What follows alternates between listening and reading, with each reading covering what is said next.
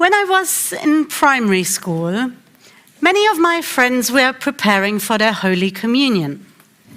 An important part of what the required preparation was going to weekly confession. But let's be realistic. How many wrongdoings can 9-year-olds commit in a single week? My friends, clearly not the naughtiest bunch, felt that it was not appropriate to turn up each week, admitting to the same wrongdoings each time. So they resorted to setting up a marketplace for confessions during break time, an opportunity to trade each other's wrongdoings, so that each week they could confess to something new, even if they hadn't really done it. Each year, I am reminded of our playground confessional marketplace when reciting the confessional liturgy during the Yamim Noraim, the days of awe. If you paid attention earlier, you will have noticed that the main confessional prayers are all phrased in the first person plural.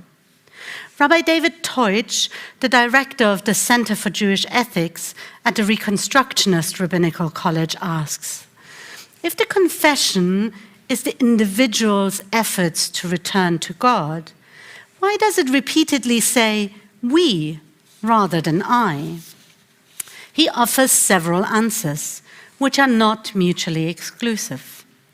One answer is that if the confession used I, most people could not, in honesty, recite most of it. Indeed, it would encourage avoidance rather than facing our conduct. A related answer is that reciting the confessions as part of the we of the community allows us to consider the transgressions before dismissing them. A more traditional rationale for using the plural holds that every member of a community is culpable for the transgressions of every other member. This last explanation is based on the Talmudic statement that Kol yisrael arevim lazeh, all Israel are responsible for each other. I have thought a lot about this short Talmudic statement during the last year. So many of you have reached out to us to tell us that the synagogue has been a lifeline for you during the difficult months of the lockdown. What a blessing it is that when things were hard, we could be there for each other, not just as rabbis or our synagogue staff and lay leadership, but our many, many members who embrace the responsibility to be there for each other, not as an obligation, but because this is what community is truly about. But I was also forced to think about the ugly side to Kol yisrael arevim lazeh. The Community Security Trust recorded 351 anti-Semitic incidents between the 8th and the 31st of May of this year, more than for any single month since records began in 1986. The previous highest number of anti-Semitic incidences, 314, was recorded in July 2014. What do May 2021 and July 2014 have in common? An escalation of violence between Israel and Gaza. And what these numbers don't even capture are the hundreds, if not thousands, of cases where Jews in Britain were made to feel that they are somehow responsible for what is happening in Israel. It is not new, but the wave of anti-Semitism accompanying this year's Gaza conflict felt for many of us more imminent, especially the young people in our congregation, as social media platforms exploded with Free Palestine posts full of anti-Semitic stereotypes, reaching even into the safety of our own homes. I'm not suggesting that all Free Palestine posts are anti-Semitic in nature, but during those long 3 weeks in May, even the posts that didn't cross the line were accompanied by an implied demand to choose the right side. quite apart from the fact that this demand requires of us to forget the humanity of people on both sides. Even the suggestion that we as Jews must care about what is happening in Israel is somewhat problematic. As David Baddiel puts it in his book, Jews Don't Count, to assume that I, as a British Jew, have to have a strong position either way on Israel is racist. And Baddiel goes further, saying, I am not responsible for those actions, and expecting that I should feel so is racist. If a non-Israeli Jew does feel responsible, it is internalized racism. There's much in Baddiel's book that strongly resonated with me, and I would recommend it wholeheartedly as an important, even if somewhat depressing read. But I'm not sure that in this last point he is totally right.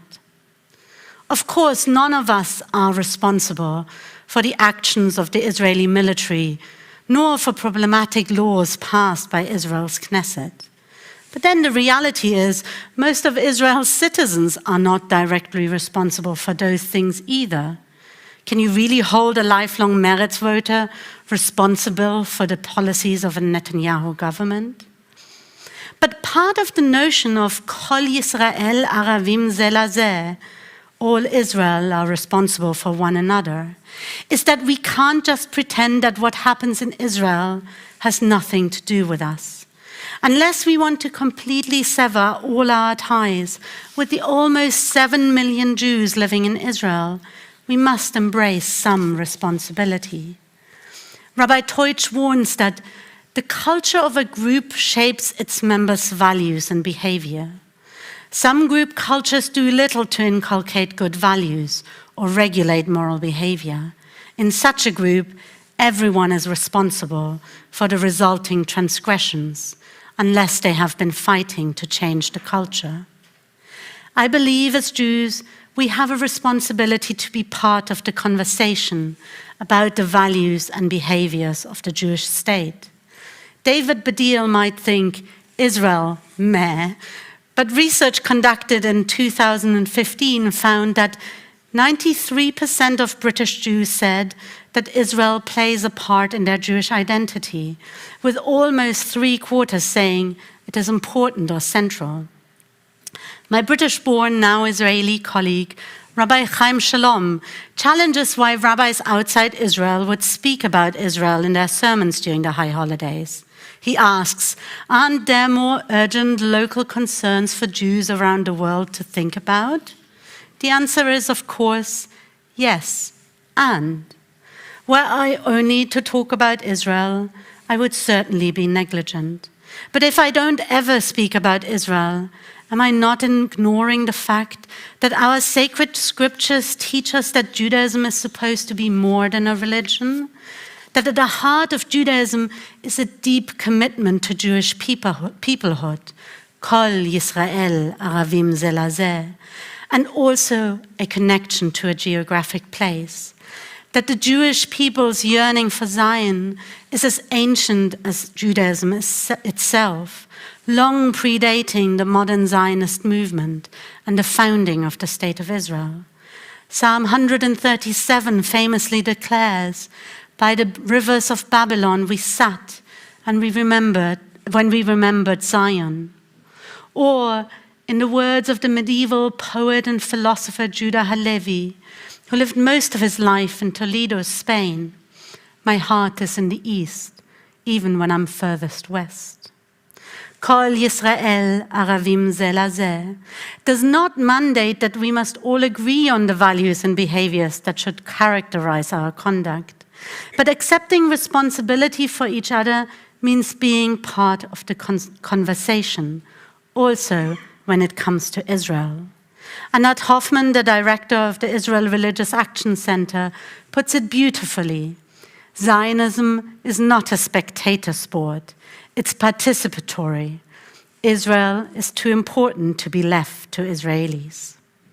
So embracing the notion of Kol Yisrael arevim lazeh certainly does not imply that we should be unquestioning supporters of the policies of the State of Israel. Quite the opposite. It is our responsibility to speak up, to engage, to support Israeli individuals and organizations in working to bring about change. But does that mean all criticism of Israel is automatically acceptable? Well, contained within the concept of kol yisrael arevim lazeh, all Israel are responsible for each other, is also another important concept, the idea of ahavat Yisrael, the love for the Jewish people. There is a famous letter exchange between two of the 20th century leading German-born Jewish thinkers, Gershom Scholem and Hannah Arendt, following the publication of Arendt's book, Eichmann in Jerusalem. Having read the book, Scholem, then living in Israel, writes to Arendt, who had returned by then to the US, "There is something in the Jewish language that is completely indefinable, yet fully concrete, what the Jews call ahavat Yisrael, or love for the Jewish people. With you, my dear Hannah, there is no trace of it." In her response, Arendt agrees that she lacks ahavat Yisrael. She writes, "How right you are that I have no such love, and for two reasons. First, I have never in my life loved some nation or collective. The fact is that I love only my friends, and I'm quite incapable of any other sort of love.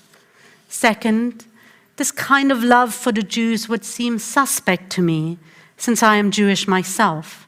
I don't love myself or anything I know that belongs to the substance of my being." Now, I have a great deal more respect for Arendt's intellectual thought than for Badil's. I'm not saying anything about his comedy. But I'm going to disagree with her statement as I disagreed with Badil's. Firstly, I believe Judaism mandates that we love ourselves. Didn't Hillel teach, "If I am not for myself, who will be for me?" And as I tried to argue throughout this sermon, I believe Judaism also mandates that we love our fellow Jews, the Jewish people, even at times when they are not particularly lovable. Just like the love for oneself should not be egotistical, our love for our people should not be blind patriotism or nationalism, but neither should our rebuke be free from love. The love that I'm speaking of is a love that recognizes that none of us are fully righteous. It is a love that recognizes that we need Yom Kippur. We need an annual reminder to be together as a people and confess our sins as a collective. For we as individuals have sinned, and as a people, we have sinned. There isn't much that we as Jews can do about the ugly side of kol yisrael, arevim lazeh, but we can commit to the good side.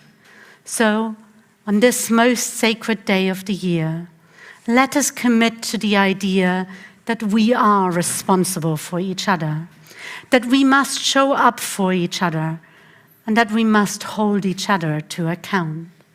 And let us do so always from a place of ahavat Yisrael. May the confessions that we utter together today be more than a confessional marketplace. May they allow us to join hands in returning to God. Ken yehi ratzon. May this be God's will.